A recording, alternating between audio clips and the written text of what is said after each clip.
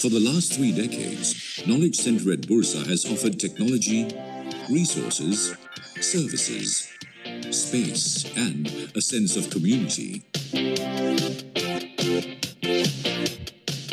Since 1985, 14,000 titles have been collected, with care and attention to high financial literacy standards. In collaboration with a global community of institutions, we ensure access to the world's diverse intellectual and cultural economic heritage, as well as fast online services for connectivity to the financial world.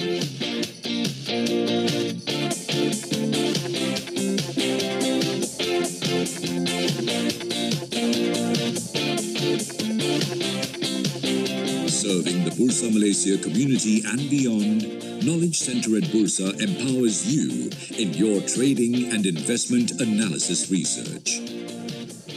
Financial information at my fingertips. Visit Knowledge Center at Bursa Malaysia today for the collections, for the services, for the sense of community.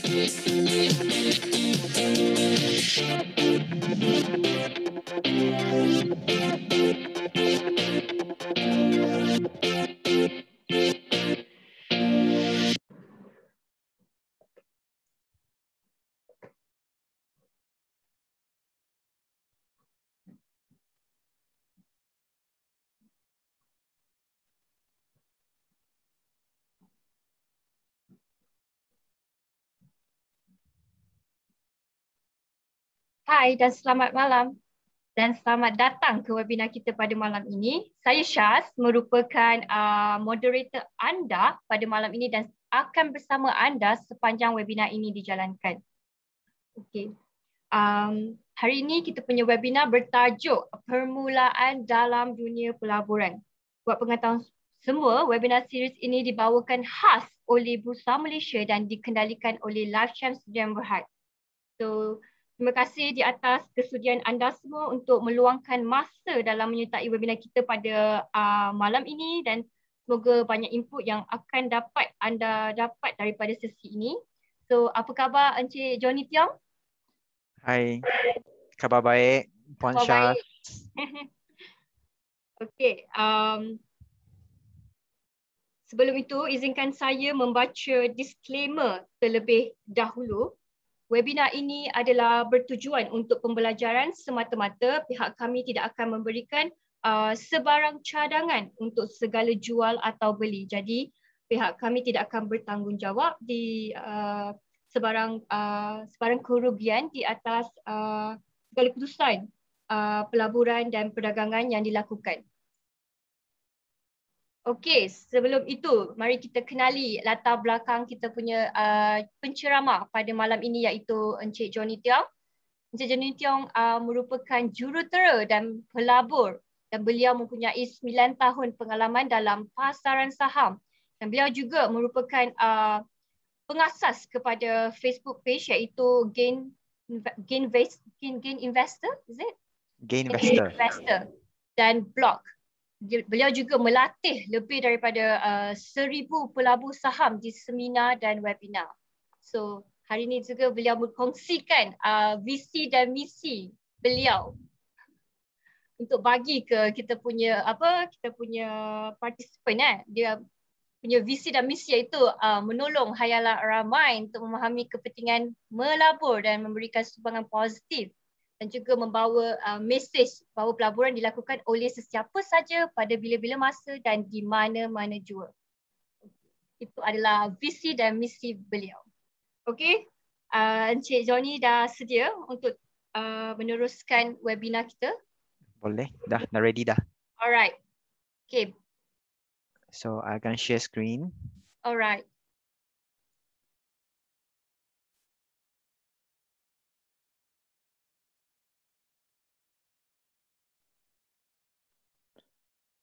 So semua boleh nampak skrin saya? Belum nampak lagi. Oh, okay. Sebab belum tekan share lagi. Aduh. Okay. Alright, dah nampak. Okay.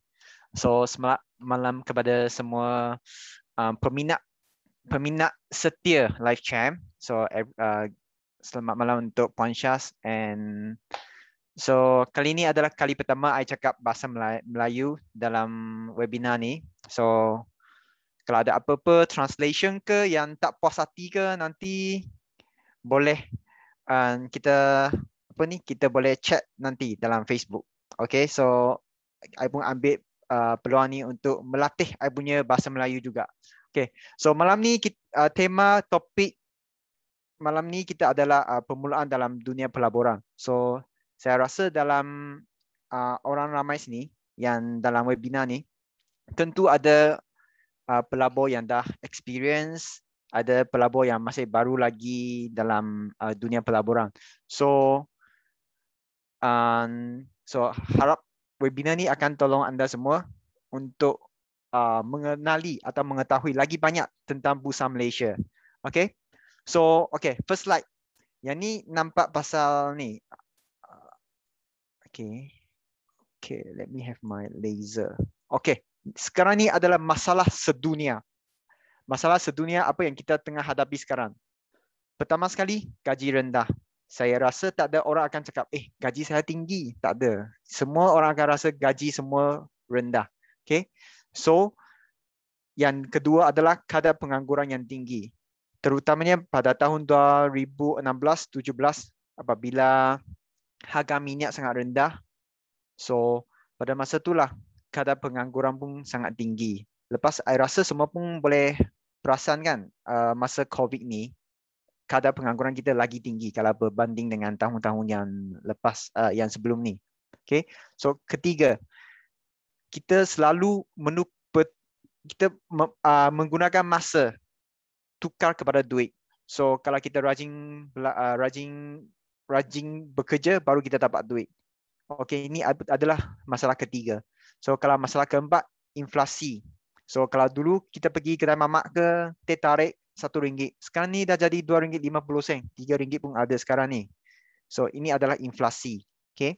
So kelima adalah kita pun banyak komitmen. So saya rasa orang muda ke sekarang ni memang kalau dah keluar bekerja kena ada kereta. Ada kereta, lepas tu ada rumah, ada kad kredit, semua ni. So komitmen itu akan bertimbung lagi tinggi. Okay. So yang keenam adalah kita menggunakan masa singkat untuk membuat kerja yang menggunung.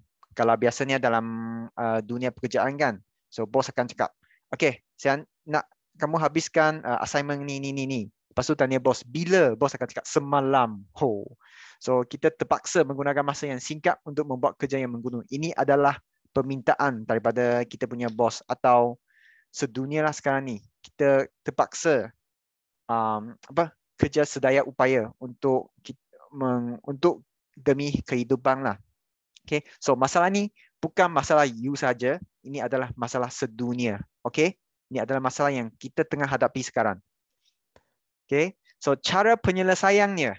Okay, actually kita ada cara penyelesaian untuk menyelesaikan masalah sedunia ni. Okay, so I akan separatekan untuk dua bahagian. Bahagian pertama adalah pendapatan. Okay. Bahagian kedua adalah perbelanjaan. Okay. So I rasa ni I letak hijau dengan merah ada dia punya maknanya. Hijau maksudnya kalau dalam bursa kan hijau ni kita suka sebab hijau ni macam naik kan. Okay. So untuk pendapatan ni kita bekerja untuk mendapatkan pendapatan. Okay. So kalau kita berbelanja untuk hidup dalam kehidupan harian kita. Okay. So untuk bahagian perbelanjaan ni, so macam mana kita boleh mengurangkan perbelanjaan kita? Yang paling senang, kita kena pandai bajet. Macam negara kita Malaysia pun pandai buat bajet. Setiap tahun bulan 10 ke kita akan ada bajet. Okay. So kalau negara kita pun ada bajet, so kita sebagai rakyat Malaysia pun kenalah pandai bajet juga. Okay, bajet. Lepas tu kedua, kita kena pandai menguruskan duit. Kita kena pandai menguruskan duit. Kalau tidak, duit yang akan menguruskan kita. Okay, so yang ketiga ni, kehendak dan keperluan. Kita kena pandai. Bukan pandai lah, kita kena tahu apa tu kehendak dan apa tu keperluan. Okay, so janganlah terlalu banyak kehendak dalam kehidupan. Okay, so kita tengok kepada ni bahagian hijau ni, pendapatan. So kita kenalah pandai menabung. Bukan pandai menabung, kita kena menabung dari masa kita muda. Okay, menabung. So atau macam mana kita nak tambahkan pendapatan melalui kerja sampingan. Mungkin pagi kita kerja, malam kita jadi Grab driver ke, buat burger ke, ni pun kerja sampingan. Okay. So yang ketiga ni melabur. So malam ni kita akan sentuh dengan melabur. Sebab melabur ni ada banyak cara, ada banyak platform, ada banyak jenis. So malam ni kita akan cakap pasal melabur dalam Bursa Malaysia. Dan saya akan saya akan berkongsi kenapa saya rasa pasaran saham adalah baik dan kenapa pasaran Malaysia adalah baik untuk pelabur. Okay. So kepentingan belajar melabur, yang ni semua buku teks sajalah. Tapi just nak semua orang macam fikir. Berhenti sekejap, kita fikir, kenapa kita kena belajar melabur? Okay. So actually, melabur ni adalah sejenis pengetahuan yang wajib dipelajari. So saya harap pada satu hari, mungkin dalam sekolah ke, sekolah ke atau Jabatan Pendidikan akan mula mengajar pelaburan dalam sistem pendidikan. Okay. So yang tadi yang saya cakap, yang fikiran kerja keras untuk untung besar, pada masa sekarang ni, zaman moden ni, kita tidak boleh digunakan. Sebab populasi dunia semakin bertambah. Okay. Persaingan semakin tinggi, semakin ramai orang yang melakukan kerja yang sama. Saya boleh fikir, kalau sekarang ni saya berdiri sini, okay, dalam LRT saya buang batu kepada orang, semua batu yang kena tu pun akan jadi pun engineer juga. So maksudnya banyak orang tengah buat kerja yang sama. Okay, banyak doktor, banyak engineer, semua pun sama pekerjaan. Okay. So permintaan atau keputusan semakin tinggi dari pihak atasan. Yang ni saya ada sentuh tadi. Bosses selalu minta benda-benda yang susah yang kita nak capai dalam masa yang singkat. Okay. So sebab kita wajib belajar melabur. Okay. Pendapatan passive income. Saya rasa semua orang pun faham passive income ni. So untuk mengatasi kos sara hidup yang semakin tinggi. Semakin ni tak ada G. Okay. Yang semakin tinggi. Yang tadi saya cakap teh tarik RM1 sekarang ni dah jadi RM3. Okay, so mencapai kebebasan kewangan supaya kita boleh meluangkan masa untuk aktiviti yang lebih berfaedah. Okay, so imagine lah, bayangkan kita ada 24 jam. Sudah kerja 8 jam, pergi kerja traffic jam lagi 2 jam, 2 jam. So kita hanya tinggal berapa jam saja untuk family kita, untuk aktiviti yang kita suka. Okay, so kalau kita melabur dengan berjaya, kita akan mencapai kebebasan kewangan. Lepas tu, yang kenapa kita kena belajar melabur? Sebab melabur ni kita boleh dilakukan oleh sesiapa sahaja, di mana sahaja, bila-bila masa. Sekarang ni dengan kemajuan teknologi, ada internet, dengan handphone, mana-mana kita pun boleh melabur. Tapi kita kena ada pengetahuan sebelum kita start melabur. Okay. So next. So akan berkongsi lah kenapa melabur dalam pasaran saham. Okay. Nanti saya ada statistik untuk cerita juga. So pertama, sebab pasaran saham mempunyai potensi yang paling besar kalau kita berbanding dengan jenis pelaburan yang lain. Okay. Kedua, menolong menyelesaikan masalah kehidupan. Tadi kita ada masalah sedunia yang 6 tu kan. So kalau kita melabur dengan berjaya, menabung dia boleh tolong menyelesaikan masalah. Okay. So ketiga, kita mampu membuat keputusan sendiri. So sebab kita melabur pakai duit sendiri, so kita boleh membuat keputusan sendiri. Tapi dalam dunia pelaburan ni, most of the time lah, kebanyakan kali kita terbawa-bawa oleh orang lain. So kena hati-hatilah. So melabur ni kita boleh membuat keputusan sendiri. So yang keempat, yang berkaitan dengan kehidupan harian. So just bagi satu contoh lah. Ni contoh yang paling suka cakap. Kalau sekarang ni kan Perodua ada keluar kereta baru kan, Perodua Activa tu. Okay, nampak cantik lah. Okay, so kalau satu hari you nampak semakin banyak Perodua Activa dalam jalan raya. Lepas tu dia punya plate number semakin maju ke depan lah. Dia punya plate number. Macam kalau dekat KL ni ada WA, WB, WC semua kan. So you akan perasan dalam hidup kamu. Perodua Activa ni semakin banyak Okay.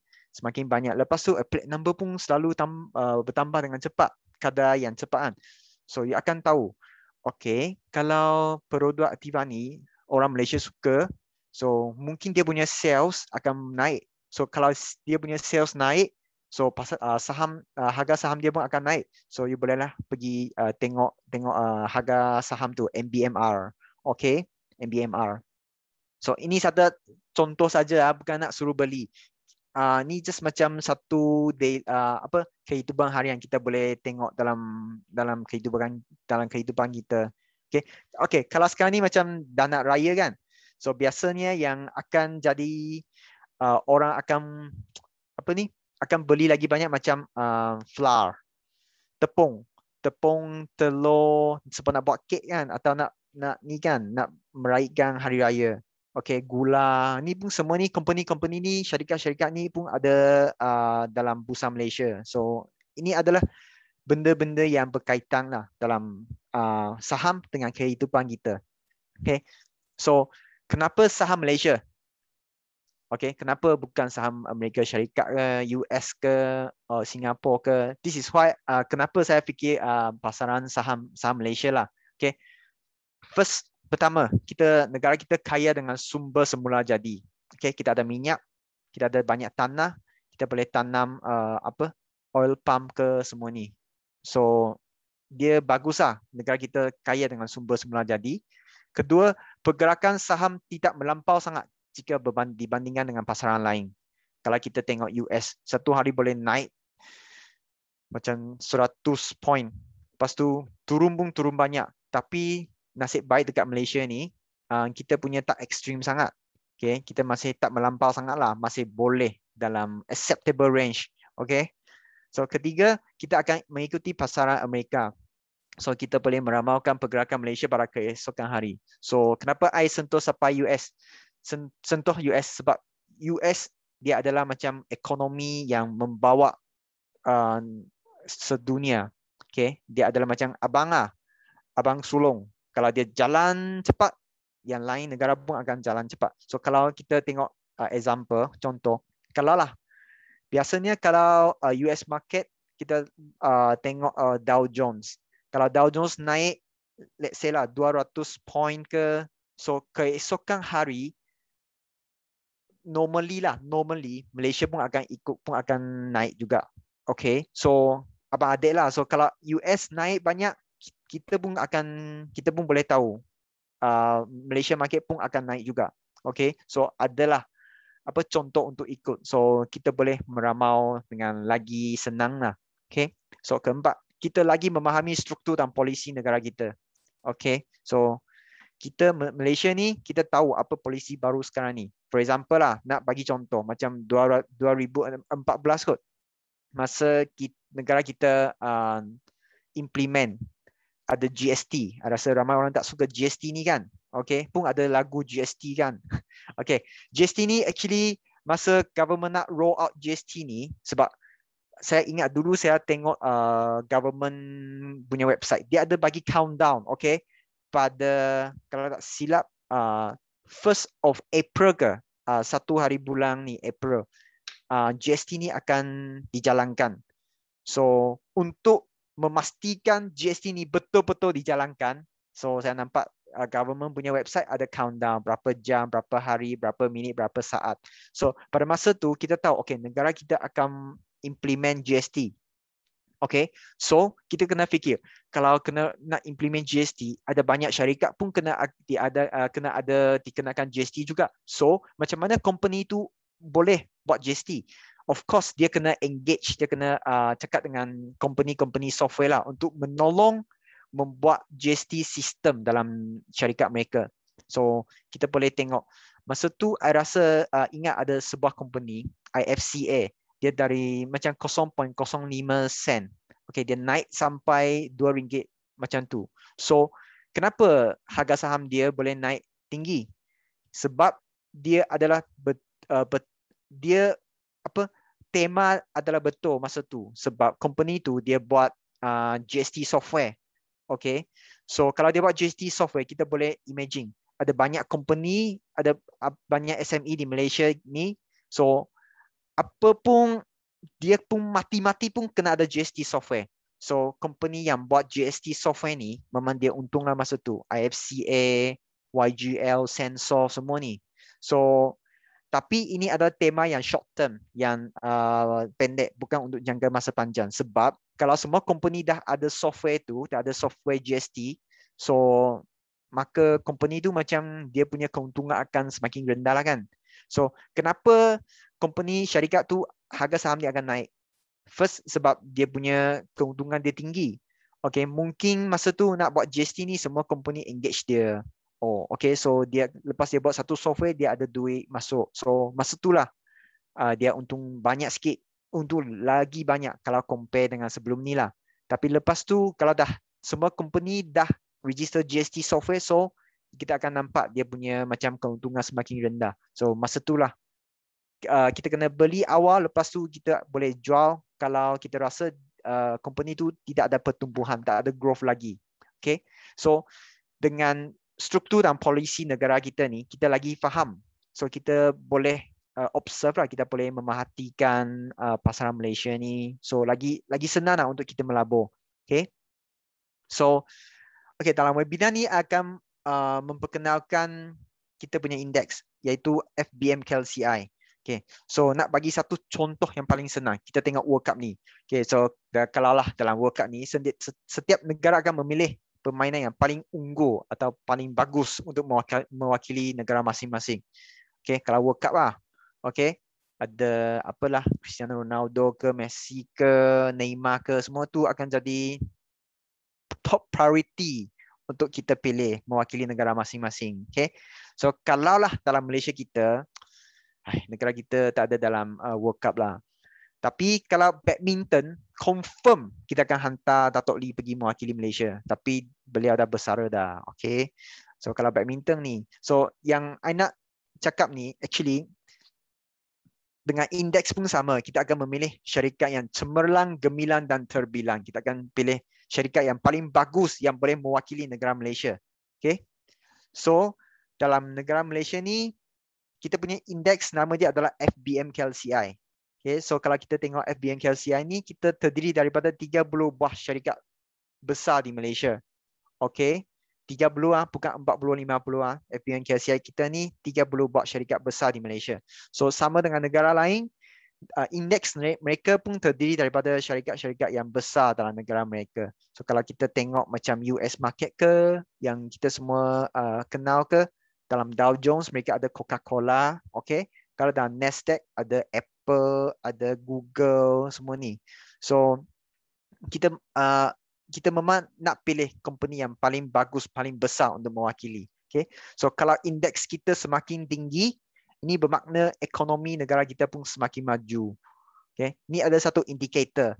Indikator kalau indeks kita semakin tinggi, ekonomi kita akan semakin bagus. Ada based on history trend lah. Normally ekonomi akan lagging indeks 6 bulan. Okay, ada statistik. Okay, so kalau kita nampak indeks sekarang ni lepas rasa masa COVID last year, tahun lepas, semua indeks turun kan. Lepas tu indeks pun semakin naik tinggi. So kita akan nampak macam kadar pengangguran semakin rendah. So boleh nampak lah semua ekonomi dah macam untuk dah start pick up lah. Slowly, lambat-lambat dah jadi semakin bagus. Okay, banyak sales dah naik semua ni. Okay, so ini adalah syarikat atau komponen dalam FBM KLCI ni. So ni semua adalah logo syarikat yang top 30 lah yang besar dalam negara kita. Okay, so ada, kalau tengok ni ada Maybank, okay, ada CIMB. Dulu saya dengar ni kawan saya, dia selalu joke lah, kita bergurau cakap, kalau Maybank dengan CIMB, yang mana bank lagi bagus? Okay, so dia selalu cakap Maybank. Dan saya tanya kenapa? Dia cakap sebab Maybank ni tiger kan, harimau. Okay, kalau tengok CIMB ni sotong. Kalau macam ni harimau makan sotong, dia cakap. Okay, so nanti akan share macam mana, kenapa kita cakap Maybank ni nilai pasarannya lagi tinggi dari CIMB Bank. Dalam slide nanti kita akan cakap dengan tu. So, ada Telekom Malaysia, ada Nestle, Milo, okay, DG, IHH, Plantation, Genting, yang tak halal ni, haram sikit. Ya, tak syariah, sorry. Okay, yang TNB, KLK, Press Metal, okay, ada Petronas Chemical, Okay, Top Glove, Petronas Dagangan. Ni semua adalah company-company yang paling besar dalam FBM KLCI kita. Okay. So next. So, ini adalah syarikat dan kod saham. Tadi kita nampak ada Maybank, CIMB, SIME, Tenaga, Gentingan. So, I nak buat satu survey yang senang. Kalau tadi dalam logo ni, logo company-company ni, kalau anda tahu, sila tekan 1. Kalau anda langsung tidak tahu apa company ni, boleh bagi respons 2. Kalau if you know any of the country pula, ni of the ni company ni. Okey, rasanya semua tahu kan. Terima kasih kepada Unify, kita boleh online buat webinar. Okey. Okey, terima kasih. So, okey. Soalan kedua, I nak buat interaksi sikit. Okey. So, kalau anda memiliki company dalam FBN KLCI ni, Maybank, CIMB ke, Tenaga ni, sila bagi respons yes. Kalau dalam portfolio anda tidak, okay. Kalau anda pernah beli ke atau sedang memiliki company-company, tekan yes. Kalau tak ada, tekan no. Wow. Nampaknya semua tak mampu. Okay. Sikit. Okay. Okay. Thanks everyone. So, I nampak lebih kurang 60% lah yang ada cakap yes. So, actually, okay. Saya rasa lah kalau dalam portfolio kita, at least paling-paling pun kita kena ada satu lah. Okay, sebab kalau kita nampak ekonomi, kalau kita perasan ekonomi semakin bagus, so kita pun akan tahu. Okay, ekonomi saham semakin bagus, ekonomi akan bagus. So tadi kita cakap kan, saham ni FBN KLCI ni adalah indikator. Okay, so indikator ni dia akan leading. Kalau kita tengok ekonomi sekarang ni semakin bagus, so kita akan fikir kalau kita beli apa ke FBN KLCI ke, company dan FBN KLCI ke, dia akan jadi bagus. Macam tu lah. So at least kena ada satu ni lah. Kalau tak, kita boleh beli untuk dividen. Macam dulu DG dia banyak bagi dividen. TM pun banyak bagi dividen juga. Macam Tenaga pun banyak bagi dividen. So actually saya rasa lah mungkin dalam portfolio mungkin kita boleh ada satu lah. Okay. Just suggestion saja. Okay. So next kita tengok. Okay. So kenapa tadi saya cakap kenapa FBN KLCI kita semakin pasaran saham adalah pasaran yang baik. Okay. Kalau kita tengok dari FBN KLCI ni, saya rasa FBN KLCI ni berpotensi tinggi. So kalau boleh tengok chart dalam sini, I start from, kalau ingat 1997 kan, kita ada macam Asian crisis, financial crisis kan. Dari tinggi 1250 jatuh sampai ni lebih kurang 300 lebih ni. Okay. So kalau kita tengok ni sampai 1997 sampailah hari ni, sekarang ni. Okay. Dari paling rendah 380 ni jadi sekarang 1608. Tapi hari ni closing kita 1628 kan kalau tak silap. So ni yang chart ni adalah beberapa hari lepas lah. So dari ni 380 naik sampai 1006. Okay. Dalam masa 20 tahun ni. Okay. 20 ke? Okay. So dalam 23 tahun ni dia naik 323%. Okay. 23 tahun ni naik 323%. Okay, so yang dulu yang paling tinggi kita pun boleh dalam masa pada tahun 2013 dengan 2018, 2019 paling tinggi pernah mencecah 383%. Okay, so ni adalah saya rasa kenapa FBN KLCI ni pasaran saham akan semakin tinggi. So kalau kita tengok kan dari segi teknikal kita boleh nampak ada satu channel, uptrend channel atau saluran uptrend lah. So ni dari sini ni macam support kan, atas ni resistance, support, resistance, so dia akan semakin tinggi. So every time, setiap kali kalau dia dah sampai resistance ni dia akan melambung tinggi pergi dah sampai support dia akan melambung tinggi pergi resistance. So sekarang ni kita dah sampai sini kan last year masa COVID ni. So sekarang ni kita akan semakin naik tinggi. Okay. So FBN KLCI ni memang potential dia tinggi. Kita boleh perasan dalam ni, dalam dia punya chart, okay, akan semakin tinggi. So kalau semua orang perasan kan, masa COVID last year, bulan 3 sampai bulan 7, masa tu banyak orang yang work from home ke atau tak dapat kerja ke, so semua akan start untuk melabur saham.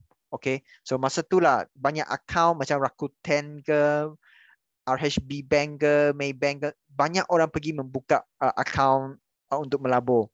So kalau banyak orang melabur dalam saham, so of course kita punya ni bursa pun akan untung banyak lah. Okay, so one of the criteria yang kita boleh, yang tadi saya cakap kan, dia related dengan kehidupan harian kita. Okay, so message yang saya nak bawa dalam sini, dalam masa 23 tahun ni, FBN KLCI semakin naik tinggi. Okay, so kita kena tahu kenapa FBN KLCI boleh semakin tinggi. Apakah komponen yang tadi I share kan, yang syarikat-syarikat 30 tu dalam FBN KLCI ni, kenapa dia boleh membawa FBN KLCI kita semakin tinggi? Okay, so ni lah. Kenapa indeks FBN KLCI kita semakin tinggi? So, okay, dalam Bursa Malaysia, dalam ni FBN KLCI, setiap tahun kita ada 2 penilaian. Dalam masa bulan 6 dengan bulan 12. So, setiap pertengahan dengan akhir tahun, Bursa Malaysia akan menilai prestasi komponen dalam indeks FBN KLCI. So, Bursa akan tengok yang 30 company itu dalam indeks FBN KLCI itu, adakah dia masih lagi tip-top company yang boleh mewakili Malaysia. Okay. Setiap tahun ada 2 kali penilaian. So, okay, kalau untuk syarikat yang tidak menunjuk prestasi yang baik, Bursa Malaysia akan menggantikan dengan syarikat yang lagi berpotensi. So, kalau kita tengok kan, World Cup lah paling senang. Sekarang ni Cristiano Ronaldo dah 30 lebih, 35, 36. So, adakah anda rasa dia akan terus mewakili Portugal sampai umur 40? Tidak kan? Confirm ada lagi pemain-pemain muda yang akan naik, yang akan mewakili negara dia. Okay, so untuk FBN KLCI pun sama. Bursa akan terus mencari company yang lagi bagus untuk mewakili FBN KLCI kita. So pada Disember 2020 ni, Supermax telah menggantikan KLCC dalam indeks FBN KLCI. So Supermax ni dia buat glove kan, sarung tangan. Okay, so kita pun tahu COVID ni, sarung tangan ni memang bukan kegemaran lah, memang semua paramedik ke doktor ke nurse akan pakai. So dia punya revenue akan bertambah, sales akan bertambah sebab permintaan dia naik. So Supermax ni dah menggantikan KLCC dalam indeks FBN KLCI. So kalau kita tengok ni kan, FBN KLCI ni dah tendang dulu. KLCC, Astro, YTL ni pun dalam indeks kita.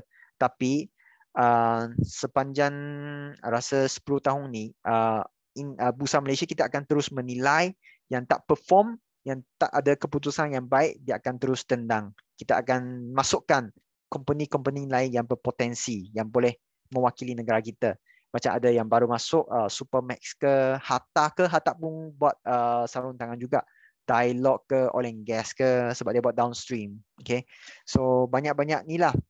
So ini adalah sebab kenapa FBN KLCI kita akan semakin tinggi. Sebab Bursa Malaysia kita akan menilai, okay, akan pilih company yang baik. So kita akan nampak chart ni selalu je naik. Okay, okay. So dalam FBN KLCI kita ni, dia ada bahagi kepada 13 sektor. Okay, so sektor ni actually kita boleh dapat dalam Bursa Malaysia punya website. Dia ada satu PDF yang kita boleh yang kita boleh download. Okay, muat turun. Okay, so 13 sektor ni, so komposisi ni maksudnya ada berapa company yang under pembinaan.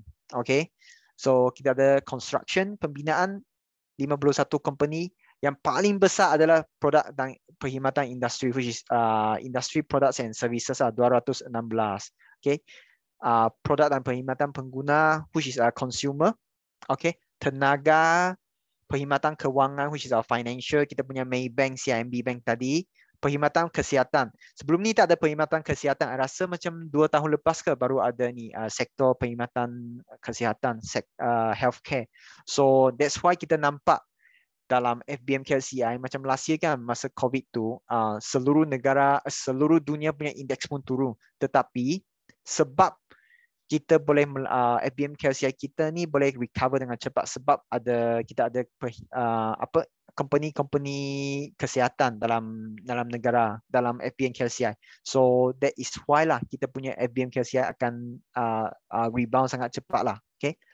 So peladangan plantation, kita ada property, okay, REITs juga ada, teknologi, telekomunikasi dan media, pengangkutan dan logistik dan utility. So ni semua ni adalah 13 sektor ni, and ini adalah komposisi berapa company dalam sektor-sektor tersebut. Okay. So sekarang ni akan bercerita pasal syarikat yang paling besar dalam industri masing-masing. Okay.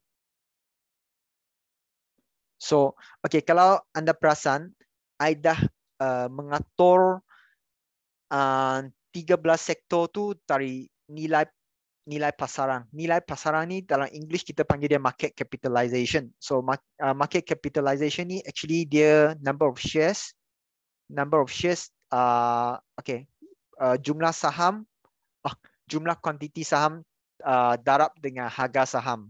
Okay, so I akan arrange dari tinggi nilai pasaran tinggi ke nilai pasaran yang rendah. Okay, so untuk perkhidmatan kewangan yang banking, kita cakap financial services yang kita biasa tahu kan, Maybank, Public Bank, CIMB Bank, Hong Leong Bank dan RHB. So kalau anda tengok 5 bank ni, I pun mengatur ikut nilai pasaran yang tinggi. So kalau sekarang ni nilai pasaran bank yang paling besar di Malaysia adalah Maybank. Dulu adalah Public Bank. Okay, sekarang adalah Maybank. Kenapa? Sebab logo dia harimau. Okay lah, gurau saja. So sebab Maybank dia punya servis kan semakin bagus, dia punya revenue semakin tinggi. So sekarang ni Maybank adalah top bank in Malaysia. Okay, Public Bank, CIMB Bank, Hong Leong Bank, RHB Bank. Okay, so kalau untuk produk dan perkhidmatan pengguna ini adalah consumer. Kalau nampak ada trolley dekat sini, okay, yang semua orang paling kenal adalah Nestle. Okay, PBB Group, Mr. DIY. Okay, orang pun tahu Mr. DIY, Petronas Dagangan dengan Genting. Okay, so next produk dan perkhidmatan industri. Okay, kita ada ni, yang tadi kita cakap ada 216 company. So ni adalah company-company yang buat macam industri produk untuk consumer, untuk pengguna-pengguna lah. Macam Petronas Chemicals ni, P-Metal dia buat aluminium. Hapseng ni dia buat banyak diversity, dia ada plantation, dia ada automobil semua. Sunway kita pun tahu dengan Sintex. Sintex ni dia buat plastik, lepas tu dia buat juga hartanah juga. Okay, Sintex. So perkhidmatan kesihatan ni yang I cakap tadi yang baru, yang sektor yang terbaru dalam 2 tahun lepas tu.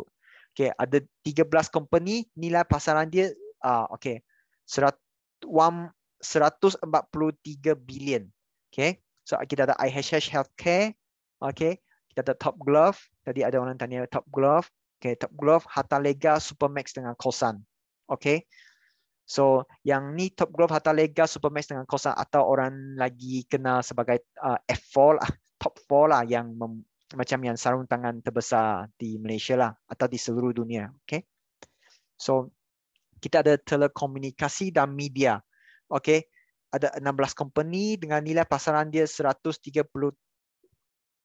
bilion. Okay, yang kita tahu Maxis, Axiata atau kita Celcom, Digi, Telekom Malaysia dengan Time.com. Okay, yang berapa minggu lepas kan kita ada dengar kabar Maxis dengan Digi dia nak merge, nak bergabung. Okay, so kalau Maxis dengan Digi, satu dah jadi top 1, satu top 3. So kalau dia dah merge kan, nilai pasaran dia confirm akan jadi lagi tinggi. Okay, so ada lagi satu lah member baru yang akan masuk. Okay, so untuk peladangan, so komposisi kita ada 42 company. Okay, oh sorry, Axiata dengan Digi, sorry.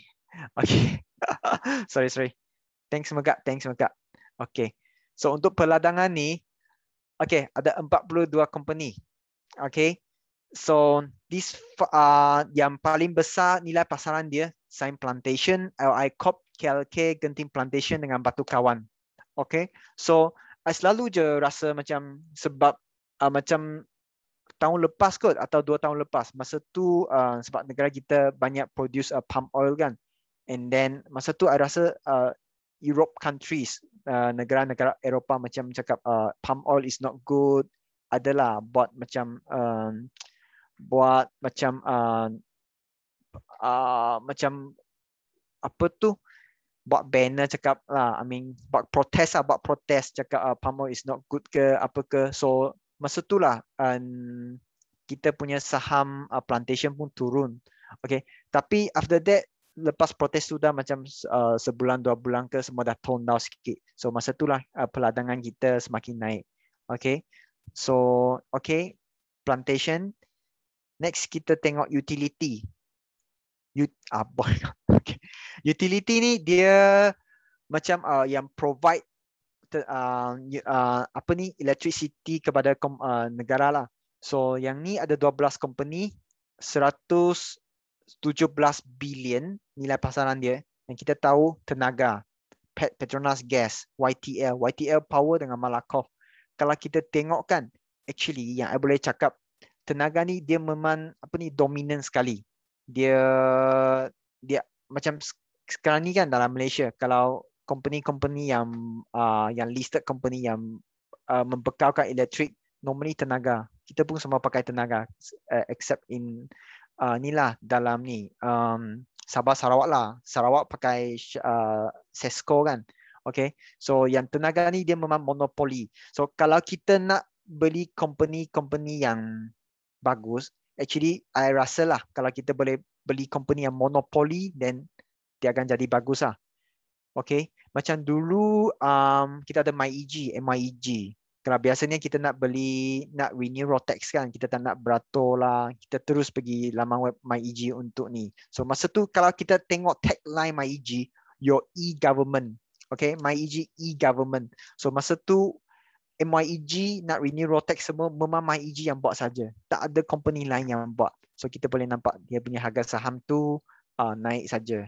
Okay, so yang company yang kita nak aim tu, yang kita nak beli tu, kalau boleh dia monopoli lah, that would be good lah. Okay, so ni untuk utility. So next kita ada teknologi. So tadi kita sentuh pasal COVID kan. Okay, lepas COVID, then I rasa start macam mula tahun lepas kot, semua orang cakap electric vehicle ke, automation ke. Okay, so banyak teknologi counter, banyak teknologi syarikat pun pun berfaedah dari sana. So kalau kita tengok yang paling besar dia punya nilai pasaran, kita ada Inari di Penang yang buat semiconductor, MPI, MYG, Vitrox dengan Greatech. Greatech ni pun baru listed dalam saham Malaysia 2019. So yang masa tu dia macam dia buat solar untuk ni kan, Tesla company kan. Okay, so ni adalah satu trend jugalah teknologi. Okay, terutamanya macam company yang buat automation ke. So sebab kalau manusia ni dia boleh merebak virus kan dalam kerja. So kalau robot yang buat ke automation ke, tentu kalau I adalah pemilik satu company lah, I pun nak semua day to day work semua dibuat oleh machine, sebab machine dia akan work 24 hours. Okay, so this is the trend lah sekarang ni, automation. So pengangkutan dan logistik. Okay, kita ada 30 company. So nilai pasaran dia 70 bilion. So MISC, Westport, Airport MMC dengan ni Litruck. Okay, so Hartanah kita ada 96, nilai pasaran dia 61 billion. IOI Property, Sime Darby, SP Setia, UOA dengan IGB. So ni semua adalah property yang top lah di Malaysia kalau ikut nilai pasaran. So kalau untuk tenaga, kita ada Dialog, Serba Dynamic, Yinsen, Bumi Armada dan Sapura Energy. So nilai pasaran semua ni 46 billion, 46 billion. Okay. So tapi tenaga ni masa 2016-17 ni dia turun banyak lah sebab of the brand crude oil kan, Brent price kita pun turun. Kenapa kita punya Brent crude oil price turun masa 2016, 2017? Okay, sebab masa tu US before this, sebelum ni US dia bukan supplier, dia adalah ni, dia dia mengimport minyak dari negara lain. Tetapi pada satu hari US tiba-tiba dia rasa dia punya batu dalam negara dia, kalau dia buat cracking, dia ada oil, dia ada minyak. So masa itulah from US, from pengimport dia pun jadi pengeksport. So masa tu dia punya supply demand, the world global supply masih sama. Supply demand masih sama, permintaan masih sama, tapi supply dia dah banyak orang supply. Okay, so that's why the crude oil price dia turun masa tu. Okay, so tenaga indeks ni kita pun banyak hit lah, sebab in Malaysia kita pun kaya dengan sumber minyak kan. So most of the syarikat tenaga ni pun kena hit lah. Okay, so dalam REIT kita ada 17 company, so 39 bilion kalau kita bundakan. So KLCC, IGB REIT, Sunway REIT ke, Pavilion ke dengan Axis. Okay, so REIT ni kita boleh terbagi kepada berapa jenis lah. Macam ada REIT yang buat shopping mall, ada yang buat hotel, ada yang buat macam warehouse. So kalau anda rasa macam REIT kan, nak melabur dengan REIT, mungkin boleh tengok REIT yang macam warehouse REIT punya. Okay, sebab sekarang ni COVID kan, tak banyak orang berani pergi jalan-jalan ke, so shopping mall tu memang semua sangat dingin lah, tak banyak orang. Tapi dalam warehouse ni mungkin dia punya sales naik sebab banyak orang order kan. So order, lepas tu company-company kena ada ni sewa warehouse ke untuk letak barang ke. So ni satu trend jugalah yang kita boleh tengok juga. Okay, letak dalam ni, buat some homework lah. Okay, so dalam pembinaan ada 51 company, 33 bilion. Okay, so yang kita tahu ada Gamuda, IJM, Sunway Construction, Kejaya Prospect dan Ecovest. Okay, company-company ni lah yang top 5 lah nilai pasaran yang tinggi dalam each sektor masing-masing. Okay, so adakah anda kenal syarikat tersebut yang semua tadi itu? So yang sometimes kan kalau kita tak faham pembinaan ni ada apa, so kalau kita tengok nama-nama syarikat ni kita mungkin akan tahulah. Okay, so untuk FBM KLCI kita, kalau kita memposisikan sektor untuk FBM KLCI, so yang snapshot ni actually I pun ada post dalam I punya Facebook group lah pada 18 April ni. So tadi kita cakap kan ada 30 company. So kalau kita mempositionkan ikut dia punya sektor, okay, perkhidmatan kewangan kita ada 298 bilion, Maybank yang paling besar 95 bilion nilai pasaran dia, Public Bank, CIMB Bank, Hong Leong Bank, RHB Bank dengan Hong Leong Financial Group. Okay, so ada 1, 2, 3, 4, 5, 6, ada 6 buah bank dalam FBM KLCI. Okay, kalau second one, market cap yang paling besar, kesihatan, 142 bilion. Ada IHH, Top Glove, Harta Lega dengan Supermax. Okay, so untuk consumer, perkhidmatan pengguna, kita ada Nestle, PBB, dagangan, Genting, Sime Darby. Okay, so kalau sentuh pasal Nestle, semua orang tahu lah Milo kan, Milo ke ada banyak produk lah. Tapi harga saham Nestle ni 100 lebih. Kalau nak beli pun tak mampu lah. Tapi boleh beli sikit-sikit. Okay, dia punya faedah, dia punya ni dividen pun sangat generous jugalah, sangat beramah dia punya bos. Okay, so produk dan perkhidmatan industri 128 bilion. Ada Petronas Chemicals, Press Metal yang buat aluminium dekat Sarawak sana, Hapseng, telekomunikasi dan media, Maxis, Axiata, DG dengan TM. So utility ni kita ada tenaga, kita ada Petronas Gas. So untuk peladangan, Sime Darby, IOI dengan KLK. So ada dua lagi, pengangkutan dan logistik, MISC dengan tenaga. Okay, Dialog 18 bilion ni. So top 30 company ni kalau kita asingkan ikut sektor, so ada 1, 2, 3, 4, 5, 6, 7, 8, 9, 9 sektor. Okay, so ni adalah data-data as of 18 April untuk top 30 companies lah dalam FBM KLCI kita. Okay, So, okay, kita akan sentuh sikit untuk permulaan melabur. So, first kita kena ada satu minda, mindset lah kita cakap, mindset yang betul, minda yang betul. Lepas tu kita kena ni tambahkan dengan alat-alat yang boleh menolong kita untuk mengurangkan risiko. Sebab melabur ni adalah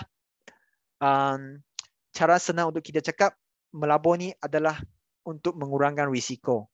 Melabur dengan risiko adalah sama level je, sama dengan risiko. So, kita kena ada mindset yang betul dengan kita boleh pakai alat-alat dalam yang sedia ada lah sekarang ni, platform yang sedia ada untuk kita mengurangkan risiko kita. So, pada zaman moden ni, memang kalau kita Google ke, memang kita ada banyak app yang bagus atau website yang bagus lah. So, yang biasanya yang I selalu pakai, i3 Investor, KLSE Screener, Bursa Marketplace atau Stock Hunter. So, I rasa dalam handphone semua orang ada KLSE Screener kan, sebab kita boleh letak widget ke, kita boleh check harga our stock up to date ke or not. Okay, so kita pun ada banyak app juga. Okay, so yang app ni boleh menolong kita untuk membuat keputusan sama ada kita nak beli ke jual ke, for what reason, untuk kita buat homework lah. Okay, homework masa kita nak beli saham. Okay, so next ni laman web Bursa Malaysia. Okay, ni adalah yang terpenting untuk semua pelabur-pelabur Malaysia sebab semua information, semua ni agenda-agenda announcement pengumuman ke adalah dalam Bursa Malaysia. Okay, so ni memang kena tahulah Bursa Malaysia. Okay, so dalam ni, okay, kalau kita melayari Bursa Malaysia punya website, kita boleh pergi tengok company announcement atau pengumuman syarikat. So kita bolehlah ada dulu Bursa Malaysia punya website not so friendly lah, tapi sekarang ni memang sangat friendly. You can type, boleh type lah you nak apa, nak dividend policy ke, nak tengok dividend ke, semua pun ada. So company ni memang semua company pun ada yang listed lah in Malaysia. So lagi senang untuk kita buat homework lah semua. Okay, so okay, so I rasa ni, okay, nak sebut sekali lagi lah, Bursa Malaysia ni memang paling penting. So kalau anda pelabur, sebagai pelabur anda tidak pernah melayari Bursa Malaysia punya website, okay, this is the time. Masa ni lah you kena pergi melayari, tengok. Okay, mungkin anda beli company Top Glove. Okay, you boleh melayari, tengok company ni, boleh drop down tengok Top Glove ada apakah announcement yang paling terkini. So kita tengok a few sample lah. Okay, okay, yang ni Bursa, just type Bursa Malaysia je, dia akan keluar. So kita tengok company announcement. Okay, so lepas tu for example lah, kalau kita tengok tadi kita sebut Top Glove. Okay, Top Glove, sorry, ni market company Top Glove. Okay, dia punya code 7113. Okay, so ni semua announcement, some of the announcement ada yang pengumuman yang penting lah. Kalau ni kita tengok ni, others ni Top Glove resolves all 11 international labor. Okay, so kalau kita masuk yang ni announcement ni penting because I rasa bulan November ke December last year, Top Glove punya share price drop sebab ada banyak orang, ada banyak negara lah claim forced labor ke apa ke. Tapi sekarang ni Top Glove dengan bangganya, I rasa bangga lah sebab dia cakap dia dah resolve semua international labor forced labor indicators. So maksudnya company ni, kita nak company ni dia macam dia serious. Kalau dia ada aduan ke, komplain ke, dia betul-betul pergi solve. So from here kita boleh nampak the management of Top Glove, are they serious about doing a good business or not? Okay, so ini ada satu contoh sajalah. Okay, so bukan nak cakap beli saham Top Glove. Ini just satu, kita nak management yang bagus, yang boleh mewakili the company, can lead the company the right way. Okay, so kita tengok balik kita punya slide. Okay, so okay, kita dah nak sampai at the end of our webinar. So okay, I just nak tanyalah untuk semua orang, nak interaction sikit. Untuk ni ada dua kereta ni, satu kereta F1 Petronas, satu lagi kereta kancil. So kereta mana yang akan menang Okay. So dalam satu race lah, dalam satu perlumbaan. So confirm first mindset orang akan cakap tentu F1 akan menang. Okay. So tapi I nak tanya lagi.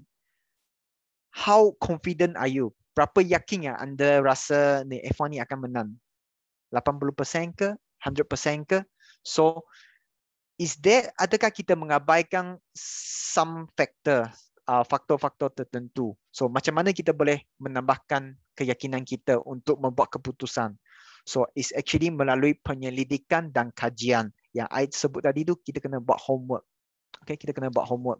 So sekarang ni kita cuba untuk buat some analisis lah. Okay, kalau F1 dengan kancil. Okay, so first kita tengok dia punya engine. Okay, kalau F1 ni dia punya engine lama. Okay, ni dah berkarat dah. Engine lama dia had laju paling cepat pun 70 saja. No matter you tekan minyak ke, dia pun paling laju 70 je. Okay, kalau kancil ni brand new engine berkilat lagi ni. Had laju dia 180 km per jam. Terus tekan, terus pecut. Okay, so ni kancil. So ni engine. Kita buat analisis dari segi engine. Lepas tu second, kita tengok dari pengalaman pemandu. Okay, kalau kita tengok F1 ni, dia punya pemandu dia apek je. Dia hanya mandu pergi pasar, beli belah saja, beli pasar, beli sayur je. So yang second one kancil.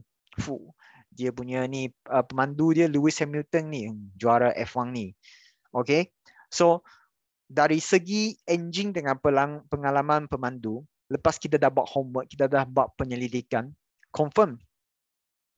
Okay, dengan adanya data-data, adakah kita lebih yakin dan lebih berani membuat keputusan?